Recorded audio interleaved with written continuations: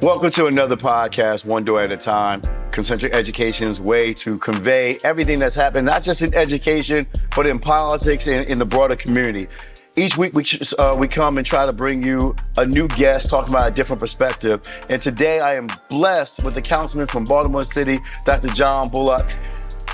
I'm just so happy to have you here to talk about not just what you're doing as a councilman, but your journey, to share about how did you get here from your beginnings and everything that you're doing for the city, and then really talk about the intersection of what's happening in the city currently, and then the intersection with the political aspect, but then kind of with education. So tell us about your journey. Like, Philadelphia, how did you end up in Baltimore? Well, thank you for having me. Great to be with you. I always enjoy the conversation. So for me, it was growing up in a neighborhood in West Philly where I saw some of my family friends struggle with unemployment, addiction, incarceration. And I was blessed and fortunate to have teachers, coaches, mentors who invested in me and wanted to see me do well. Okay. And so I was blessed to be able to get full scholarship to Hampton University, to wind up getting a master's in city planning from University of North Carolina, and eventually a doctorate in political science from University of Maryland. Wow. But again, it was those formative years of looking at these challenges of wondering, why did my neighborhood look the way it did? Why were the people I was living around going through some of those things? And so trying to understand political science, the political system, trying to understand how cities are constructed, and then also to then be engaged in the neighborhood. So now I've been in Baltimore for 18 years. Oh, well, okay. I have two sons that I'm raising here in the city. And so our district is West and Southwest Baltimore. Yes. And there's a lot of similarity to where I grew up in West Philadelphia.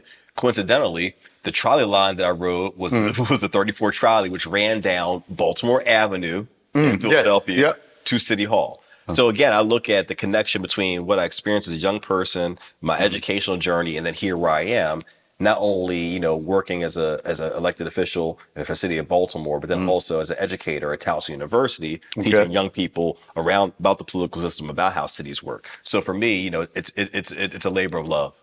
So talk about that journey and because we're talking about, like, whether it be Baltimore, Philadelphia, DC, about urban renewal, everything that's kind of happening.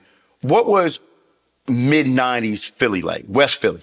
Oh, wow. So again, it was, right at the end of the crack era. You look at all the challenges, right? So again, I had, friends. I mean, I think the first friend that got killed when I was a kid, I was 12, he was 13. He lived a couple of doors down from me. Oh, wow. Right. Okay. And so you see that and you understand that really, it's going to school and wondering which way you're going to have to go today, who you're going to avoid, what's going to happen. But at the same time, we still had, some neighborhood folks who had been there for years, right? They could talk about what it was like in the 50s, 60s. And again, instilling that in us in terms of what was possible. What I find interesting, there's a commonality between a lot of our cities. It's why I want to study city planning.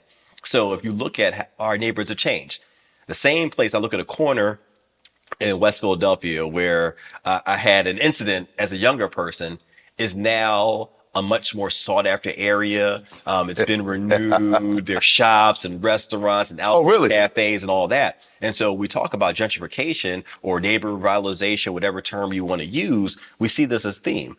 I will also add, my mother was raised in New York City in Harlem. So if you look at, at New York, look at Harlem, look at Brooklyn, where I was born. You look at Philly, you look at DC. Baltimore is in a place now where people are looking at the comparative value in terms of property. They're looking at the opportunity here. And I get calls all the time about people who are looking at the property I have here, just like my father would get calls in Philadelphia about his property, or other family members around the country. So we recognize there is a lot of value in our neighborhoods. And even though when I was growing up, they were devalued or there was lack of investment, nowadays people are seeing that there is real value in these neighborhoods. And it's important for us to maintain the legacy residents in those communities so they can benefit from the good times too. It's interesting. I'm glad that you mentioned, so my closest cousin still has a sublease in Brooklyn. And I remember he's had it, we grew up in Delaware together. He goes to FIT, Fashion Institute, graduates, was in Astoria in Queens, Okay. then goes to Brooklyn, and he has a flat right there by Fulton Mall. And I hadn't been there. Like I used to go up there once in a while, but then I hadn't been there for like 5-6 years up in Brooklyn. And then when I went there, it had completely changed. Like the Barclays Center had just been built. Right. I mean, I was like, wow, like this is different. Similar to what I experienced at Temple. So I was North Philly. Yeah, I'm like, yo, like this is not the Temple I remember. Like you remember, like Temple was surrounded by projects. Right. You know what I mean? Like, and like you talk about like DC around Florida Ave and everything. Like it has completely changed. Like My last job in Washington was on 14th and U. So I'm yes, and then I summer programs at Temple. So again taking the train, right? Broad Street line, right? It has completely changed. You can't, whether it be Philly, definitely DC, but like you can't like. It's very hard to buy into DC now if you're middle class because it's so expensive. The numbers are crazy. I mean, you're looking at properties that might have been a couple $100,000 a couple years ago are now millions of dollars. And again, think about how the buildings are getting so much taller because there's lack of of area. So now folks are building higher, and not to mention the class and racial dynamics. So when I worked in DC, I was working for then Mayor Anthony Williams. I came in as a Capital City Fellow, and one of his goals. Shout out to my frat brother. Yeah. He beat me in a 5K, by the way. He's a runner. He stays in good shape, and I think it's important. I mean, I look at him. I look at Adrian Fenty. There's some other. It was Adrian Fenty is my frat. Not yes. See what you said. It was Adrian. See, Alpha, we know it was Adrian. Yes, but he still he bikes and all that. But interesting enough, so he was mayor right after Anthony Williams. Yes. So in that time period, you saw a few things happen. You saw the building of National Stadium, all that area around the riverfront. Yeah. All that area that used to be industrial areas, you see a big change that's happened there. If you look at the waterfront area, the Southwest has changed. And so, now you look at Baltimore. Yes. Right? So whether we're talking about Baltimore Peninsula, if we're talking about West Baltimore, I look at transportation, the West Baltimore MARC station, and the Red Line, and the potential in terms of that being a transit hub. Yes. Because there are a lot of folks who take that train right from Baltimore to DC every day. We got a lot of DC commuters who are coming up here, taking that MARC train line. That's another opportunity here. So think about it. So, okay. So now, you're at Hampton. What are some of the key lessons that you learned at Hampton that kind of really either reaffirmed what you learned in Philly or really shaped you as you start thinking about what you wanted to do in life?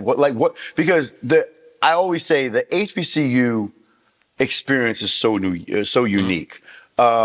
Just from a grounding area, I think because we're very similar in age, we were coming right off the back of like school days, the huge HBCU push. Like, what are some of the things that you really remember about your experience at Hampton? So I would tell you, Hampton University shaped me. I would not be who I am without my home by the sea. So I'll put that there. Yes. And as you mentioned, depictions like school days. I remember my father showing that to me, even though he had not gone to college, he saw the value of it. And then growing up, watching a different world, and what that meant is seeing these depictions, right? Yes. And so, Hampton was a place where I was able to shine, right? So again, I came there as a political science major. I was a presidential scholar. So I was there, where I was at my education was being invested in. I was part of the honors program. So you knew you wanted to be what drew you to poli-sci going into? It was interesting. I actually had a high school teacher, and when we were in class discussions, oftentimes I would talk about some political things. I was very much interested in that intersection between government and history and Black empowerment and all that. And so he said, you might want to look at political science. And I looked at it, I was like, you know what? That seems like a good idea. So then I wound up as a political science major. And there are a couple of things that I learned. I had a great mentor, Dr. Freddie Davey, who, she made me do things I didn't always want to do. Okay. She voluntold me, I will say, to go to debate tournaments. She said, hey, there's a debate tournament you're going to. I said, I didn't sign up for it. She said, I didn't ask you. You're going. You gotta go. And it was the best thing for me. I wound up winning, and she sent me to other ones, and it helped me develop my public speaking, right? Mm-hmm. Then I look at Dr. Zaphon Wilson, who was the first person whoever met black man with a PhD told me freshman year, you could get a PhD. So it Wow. planted something in my mind, right? In terms of what's possible there. And then obviously become a member of Alpha Phi Alpha and the experiences on campus in terms of leadership, being prepared, being on time, but also lifting up our brothers and sisters and thinking about the responsibility we have. One thing I will say, and it doesn't matter, regardless of whatever institution you go to or whatever organization you're a member of, sometimes with that talented 10th, there's a mistake. Because yes, you may have folks who have had the opportunity to benefit to be elevated, but the goal was to bring back and reach back to the 9% and bring them. And that's something we all have to work on. Shout out to your frat brother, Du Bois. Right? Yeah. So you're getting ready to graduate from undergrad. What are your thoughts about what you wanted to do? Did you have a clear plan? You know, it's so funny. I wasn't sure what I wanted to do. I will tell you, I had a professor who was teaching a class that I currently teach, which is urban government politics and metropolitan studies. So I teach these two classes, and I was taking this class about city government, and I asked the professor. She asked, "John, what do you want to do after graduation?" I said, I guess I'll go. I guess I'll go to law school, but I don't want to be a lawyer. She said, "Well, why would you go to law school if you want to be a lawyer?" I said, "Well, I want to work in government." And she said, well, my background's in my master's in city planning. You got to look at city planning. That's what got me to look at master's programs in city planning. So that's why I wound up at North Carolina getting my master's in city planning, focusing on community and economic development. So here I am. You're focused on housing, community development, economic development. That was what I worked on as a graduate student. So for me, that helped to clear things up. So I already had in the back of my mind what Dr. Wilson said in terms of the PhD. That's still in the back of my mind, but I wasn't quite ready for it yet. So after I finished at North Carolina, I wound up working in D.C. as Capital C Fellows. I was in the executive office of the mayor, worked and for deputy mayor of operations, deputy mayor for public safety and justice, wound up working as a transportation planner. And then it was at that point where that itch was still there to get a PhD. I applied to University of Maryland, got in, and then decided to move to Baltimore, bought a house here while I was a grad student. Oh, while you were a grad student? Yeah. What did you talk about? What I'm thinking, if you're 2000, your class of 2000, right? Yes. So you're in what, DC 04, 05? Yeah. So I was in DC from 2002 to 2005. What did you learn about DC while you were there? Because DC was going through a rapid change at that time. Oh, there was a lot to learn. One, the program I was a part of, what I realized, part of the impetus of that was to try to bring in new blood into city government, because a lot of times it's important to have new ideas, younger folks coming in, but also learning from seniors, learning from elders, right? So I was able to learn from people who had served in previous administrations, whether it be from Marion Barry and further on. So did Marion come back? Because he's your frat brother. Yes. He came Ward 7 or 8, right? Ward 8. Yep. Ward 8. He came back to the council while I was in D.C. Interesting enough, his son Christopher was a year or so behind me at Hampton. But what I learned, even in D.C., again, the importance of relationships, that still matters wherever you are. Yes, absolutely. But also the impact you could have on someone for something like a summer job. Yes. There were people talk about what that job did for them, right? Yes. Or looking at the role that neighborhood engagement plays. So in DC, one of the interesting pieces they have is the advisor neighborhood commissioner. Yes, the ANCs. And I find it is a very key way for them, for neighborhood folks to be part of a structure that the electeds have to listen to, because they have to engage in that process. Yes. And I also learned in that process of going to neighborhood meetings. So my role as a planner, I had to go to neighborhood meetings. I had to deal with complaints. I had to hear from folks. That serves me well now in terms of going to evening meetings and hearing from folks. So there were so many lessons, professional lessons, personal lessons that I learned along the way, relationships that I built that I still have now. So it's very interesting, because although we're without traffic, probably 45 minutes away, right? Depending upon what part of DC. Your journey to Baltimore. Why Baltimore? It's interesting. So the journey goes like this. So my girlfriend, then fiance, then wife, former wife, now ex-wife, she came to Baltimore to become a teacher. And we still have a great relationship, right? But what was so interesting, she came here to become a teacher. And then I was like, well, I just got into the PhD program. And somebody advised me years ago, it might be a good idea to buy a house in this one because you're going to be here for several years, right? So I was like, okay. And I know I could buy more house in Baltimore than I Yes, could in good. DC, Yeah. right? Yeah. So it made perfect sense. I didn't know much about Baltimore. Came in, had a real estate agent, and looked around and found a neighborhood that reminded me so much of where I grew up. Said, you know what, this is where I need to be. And so, and the rest is history. Oh, I have to say this. Beautiful part of the story, because God is divine and there's so many things that happen Very along the much way so. we don't plan, right? When I was at the closing table, the woman I was buying the house from said, hey, by the way, I'm the neighborhood association president. You should come to some of our meetings. I started coming to the meetings. They tasked me with a whole bunch of stuff, doing the newsletter. Eventually, I became the vice president, then the president. Part of the way of my work in the community had to do with buying this house from Ms. Prelo, and at the closing table, her talking about the Evergreen Protective Association. Oh, the person that you bought it from. Yeah, the person that I bought it from, she was the president of Neighborhood Association. She was somebody that got me engaged in community work here in Baltimore. And then I got engaged in the work in the church. And then all that fed into the work I was doing in terms of research and writing and all the things that I do really came from this very organic place. And see, my journey to Baltimore from undergrad, actually, I went to Baltimore County, right outside, right on Rolling Road in Baltimore County, in security.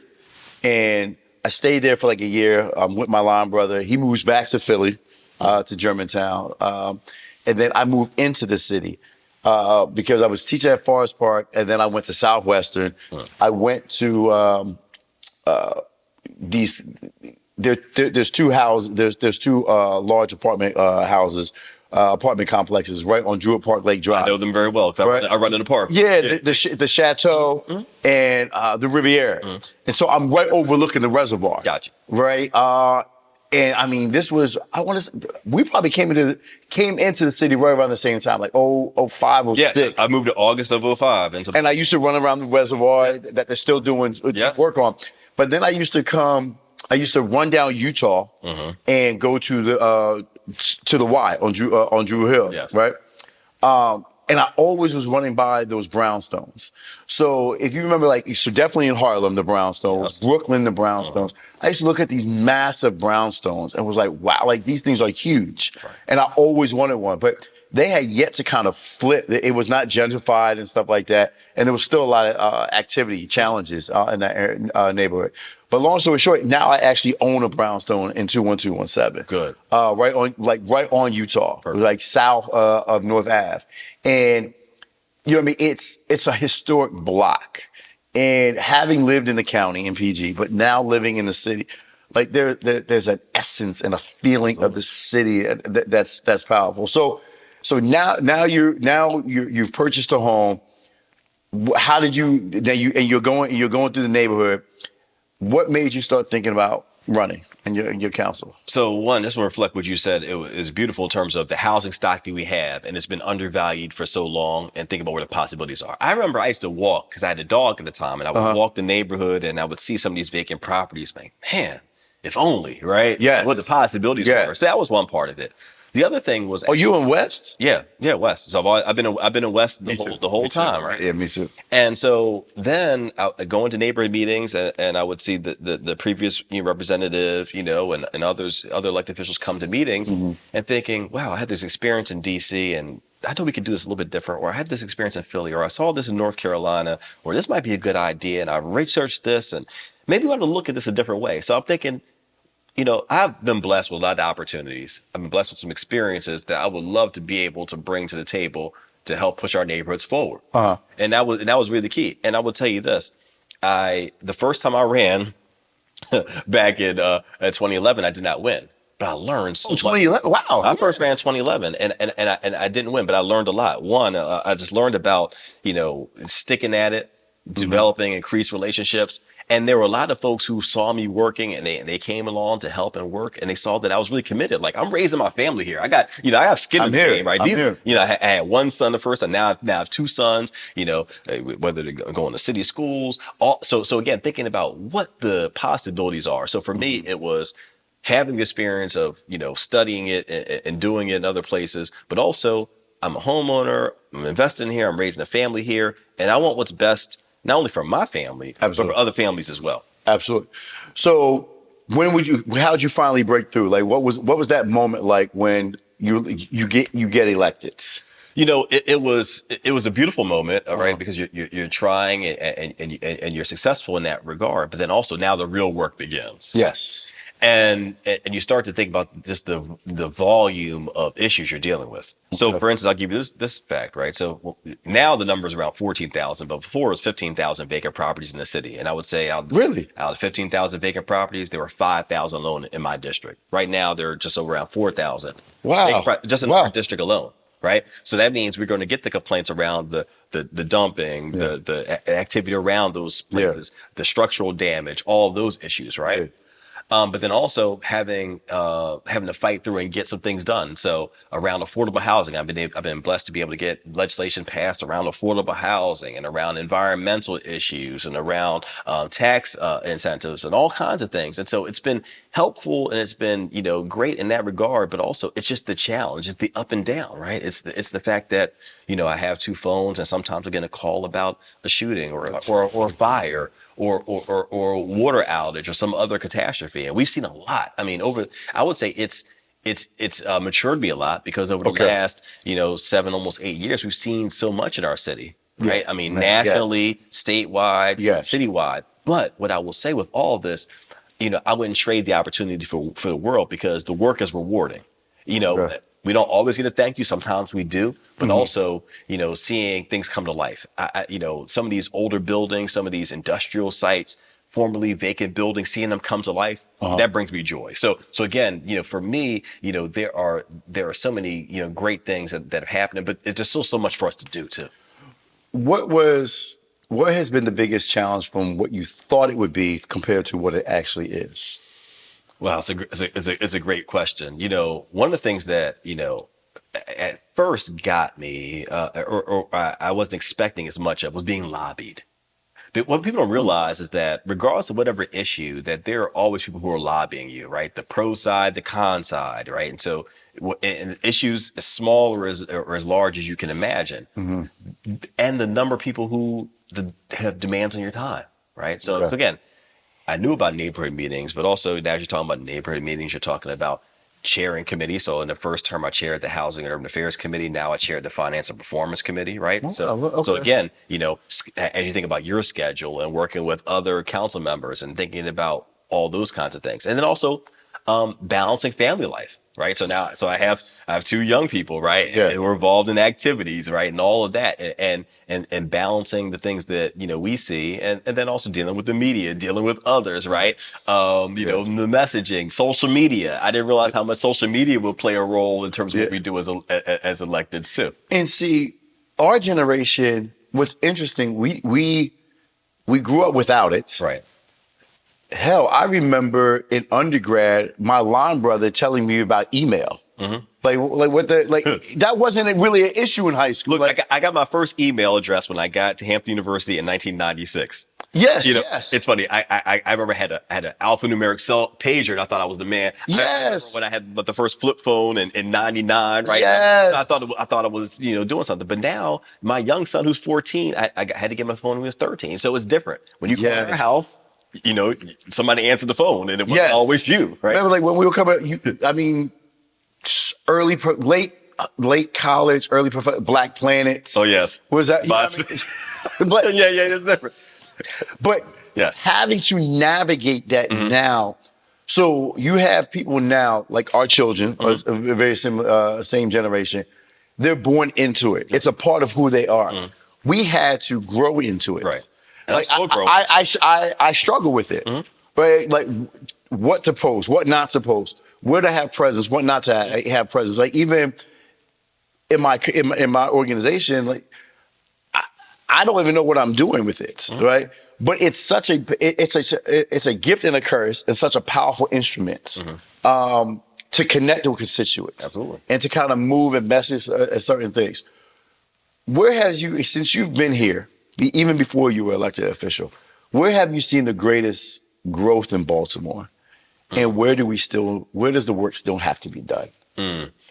Geographically or area-wise? Area-wise, as far as like where you see so definitely there's been a lot of building. but there's still some problems persist. Absolutely. And exist. Like, where do you think we've grown? Okay, so you can look at entertainment, restaurants, that's growing. I mean, people look at Baltimore as a town for foodies, right? Because we have unique restaurants. They're not chain restaurants. They're here, right? Yes. And they're different places throughout the city. You could look at some of the growth, downtown and southeast and south, and downtown core area. Yeah. But also there's a lot of growth also looking at the west side of potential on the west side. Yes. Right. Yes. I think where we have the best potential, if we can harness it, is transportation. Transportation is the thing that holds our city back. Yes. You look at mass transit in New York, Philadelphia, Washington, then compare it to Baltimore. Yeah. As a kid not having a car, a family didn't have a car, I can get around the city. Easily. Yeah. Easily. Yes. But in Baltimore, again, if you don't have a car, taking the bus to get to work, to school, it can take you much longer, a half hour, hour or longer, and it can be unreliable. I look at the Red Line, this 14-mile or could be longer transportation network connecting the east and west side of the city. That could be a game changer. One, it can help revitalize parts of West Baltimore that I represent, like areas around the West Baltimore Mark Station, areas where the highway to nowhere cut through. Yes. That's an opportunity for us to then right that wrong and do something positive there, which will then also spur that type of growth. I would say we're also doing well in terms of building new schools, right? Yes. 21st century schools, that's happening. Yes. Recreation centers, that's happening. We need just more of it. And then also the programming to go along with it. Absolutely. And similar to your point, with all of the home visits we've done, transportation, whether it be in Anne Arundel County, Detroit, wherever, transportation is a number one barrier. What's interesting in Baltimore, similar to what you said, because of the lack of continuity with mass transportation or accessibility, one, it keeps people very isolated in their neighborhoods, and it is a barrier. I want to thank you so much for stopping by, conversing, the conversation. Y'all don't even know the half of the conversations behind the scenes, and we just keep chopping it up. Look, thank you for just taking the time. I know that your time is so very precious, for stopping by. And I just want to thank you for stopping by. No, thank you. I enjoyed the conversation. I appreciate your work. So thank you. That's wraps for another episode of One Door at a Time. Our way and our spin on bringing and having conversations about not just issues with education, but with politics, and just opportunity to just have authentic, transparent conversations. As always, I want to thank our sponsor, Atlas Restaurant Group. I usually say like 28 restaurants. Now it's 29, 30. There's new headquarters. But thank you for sponsoring us and always being a supporter from the very beginning. Want to shout out my producer, Jermaine and Rock. Thank you for always putting these together and spending your time. And as always, you can check us at concentric.world for all of our content. I'm getting better at this. Keep stay tuned for our next episode. Until next time, talk to you later.